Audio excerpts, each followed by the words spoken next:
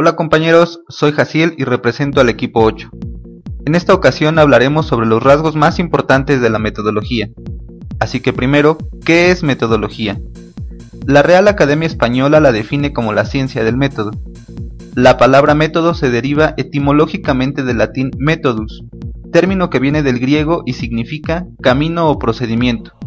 Se compone de dos preposiciones. Una significa tras lo cual o después de lo cual, y la otra camino, senda, dirección, viaje, marcha, modo de vida, costumbre, medio, manera, procedimiento y sistema. El método es, entonces, la forma de realizar las actividades humanas. En la actividad humana se pueden distinguir dos modalidades: pensar y actuar. Revisemos primero los métodos de pensamiento. Estos son métodos discursivos o de razonamiento que hacen referencia a la formación de conceptos o juicios. La investigación científica y social son en sí un proceso de conocimiento y también un proceso de pensar o razonar que como tal tiende a formar conceptos, preposiciones y razonamientos. Es decir, los métodos de pensamiento como en la investigación deben referirse a alguna de las tres modalidades indicadas. Es por eso que la abstracción, la definición, la división y la clasificación hacen referencia a la formación de conceptos y preposiciones, mientras que el análisis, la síntesis, la inducción, la deducción, la interpretación y la explicación refieren al razonamiento. Dentro de la formación de conceptos y preposiciones, como ya se ha dicho, está la abstracción. Etimológicamente, abstracción se deriva del verbo latino abstrahere, que significa sacar o separar. En voz de Sacristán, como actividad mental, abstraer significa aislar mentalmente. Todo conocimiento de la realidad observable se funda en la abstracción. Es mediante esta actividad que la razón extrae de la realidad las características que pueden ser entendibles y forma sus conceptos. Por la relación entre las unidades de observación y las variables de la investigación científica y social, se destacan dos clases de abstracción. La primera, con el nombre de total. Esta abstrae lo general o común de los individuos, por ejemplo, el concepto de libro, y da concepto de los seres o cosas que constituyen las unidades de observación de la investigación. La segunda, llamada formal, separa características o aspectos específicos de las cosas, por ejemplo, el color del libro, y da lugar a conceptos de las variables de la investigación.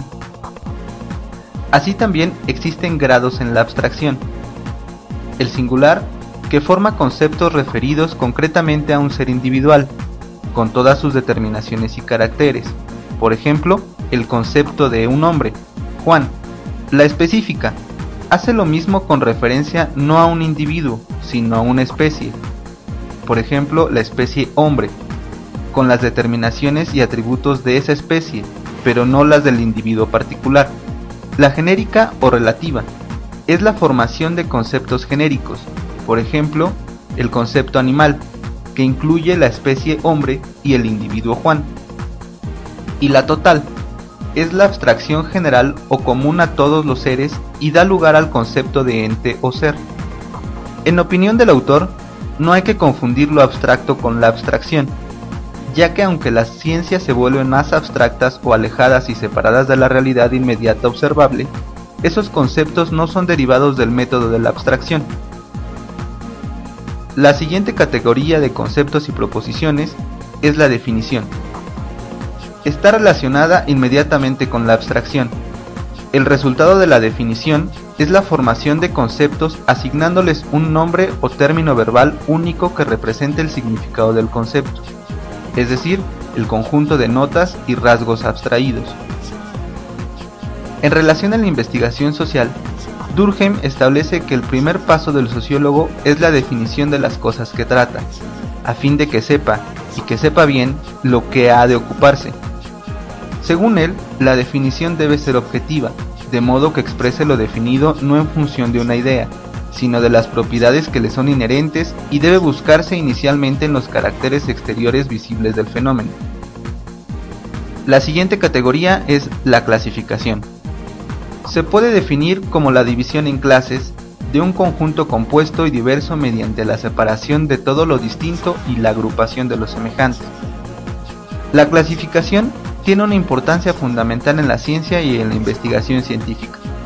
La clasificación implica la ordenación de la realidad, sin duda el objetivo primario de la ciencia.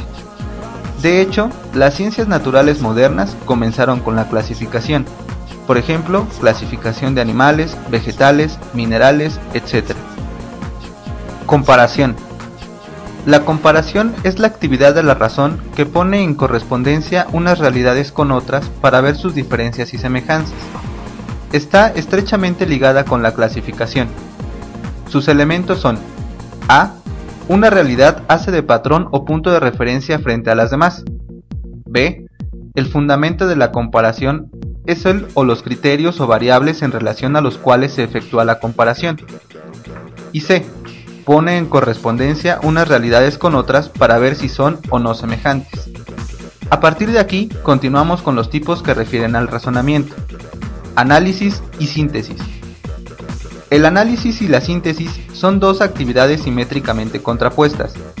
Así pues, el análisis, etimológicamente del griego que significa disolución, descomposición, descompone todo en sus partes, mientras que la síntesis, que también viene del griego, significa composición, compone o forma un todo con elementos diversos.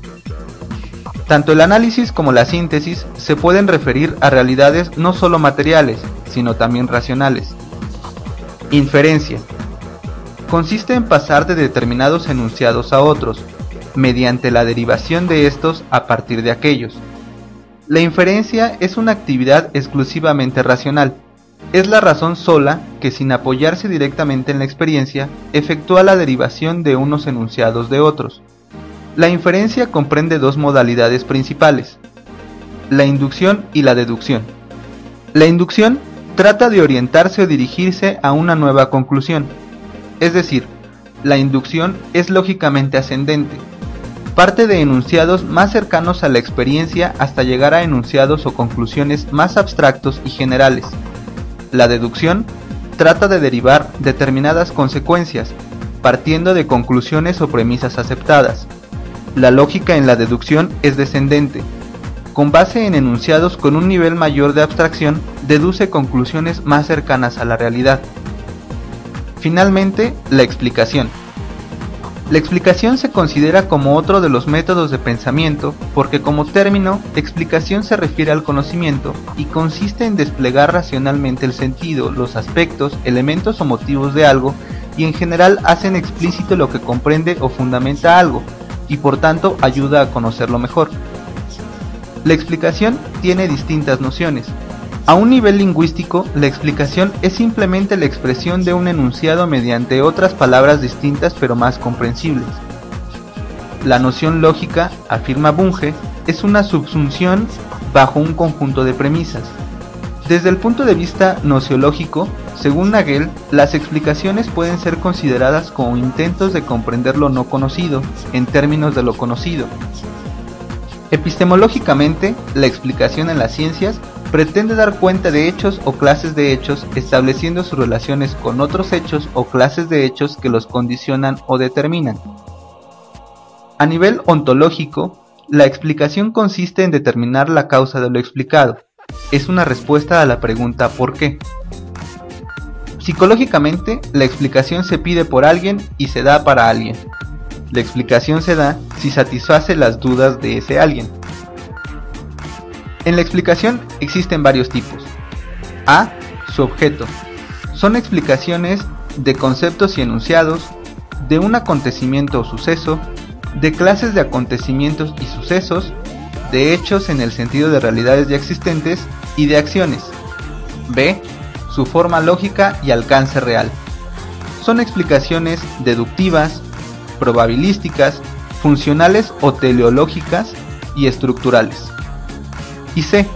Su nivel científico. Son explicaciones científicas o no científicas. La explicación social. En el mundo observable hay 4 niveles de realidad que se pueden distinguir: lo inanimado, la vida, la conciencia y la sociedad.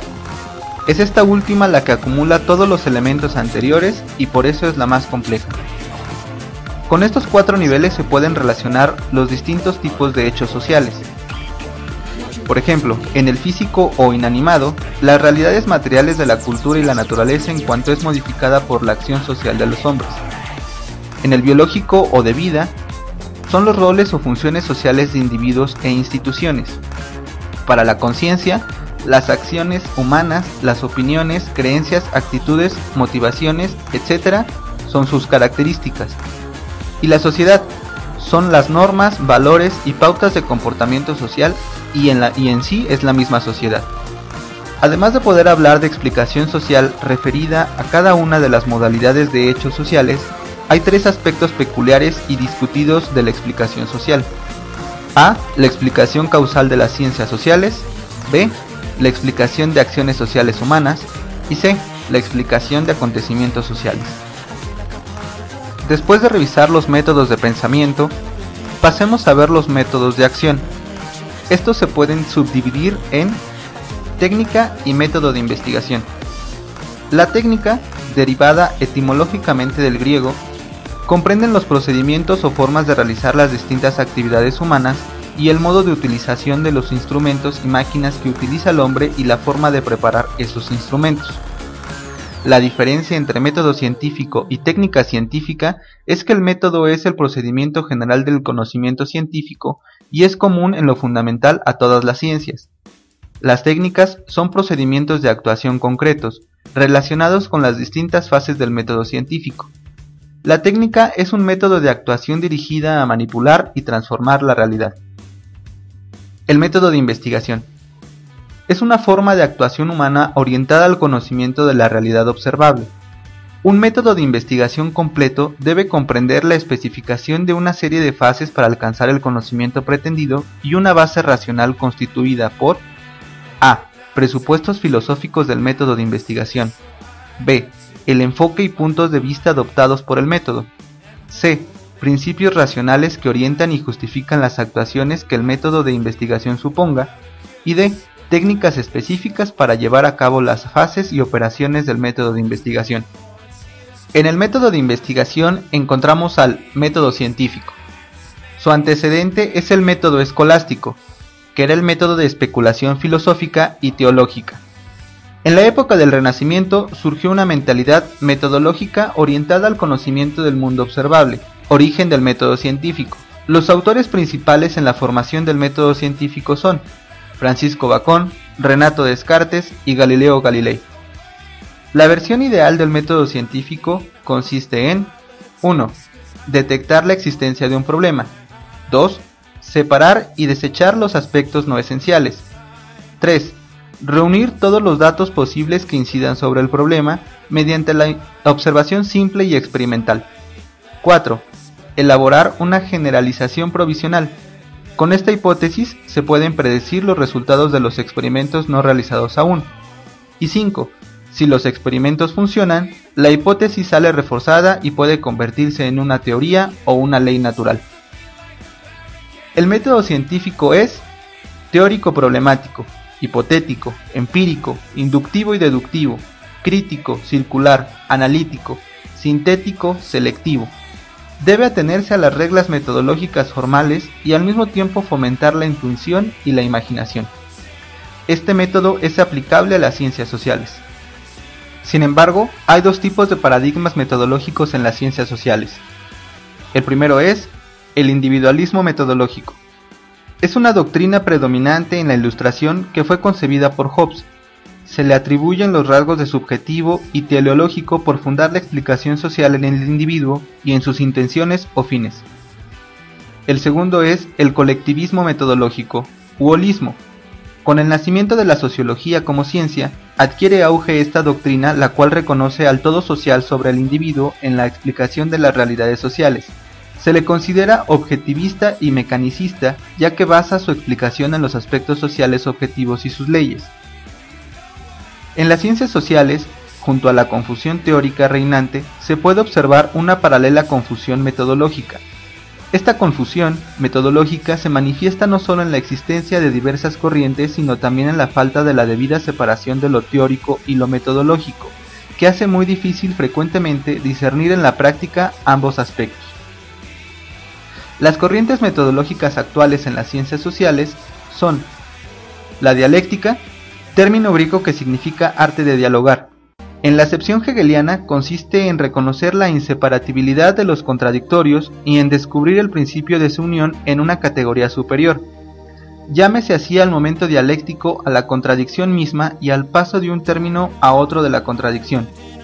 Marx adoptó la dialéctica de Hegel en cuanto a su contenido como ley de movimiento, pero le dio un origen materialista en lugar de la base idealista que tenía Hegel.